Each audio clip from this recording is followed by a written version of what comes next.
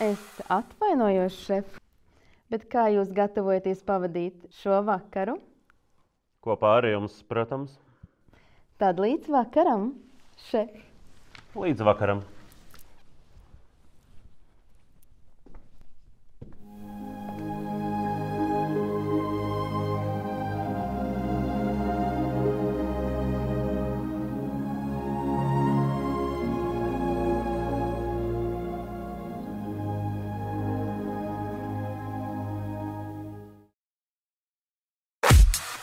Man ar jums jārunā, šef.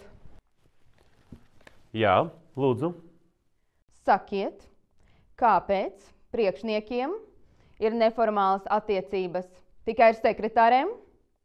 Vai tiešām, teiksim, jums nevarētu būt neformālas attiecības arī ar grāmatvedi?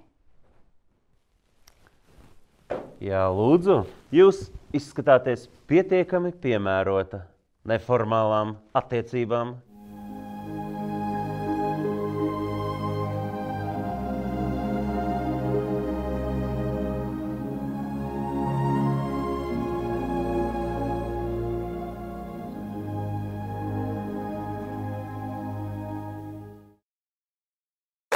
Piedodiet, šef, bet kāpēc jums ir neformālas attiecības arī ar grāmatvedi?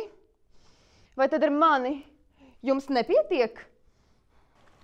Protams, ka pietiek, taču es negribu diskriminēt arī citu profesiju pārstāves.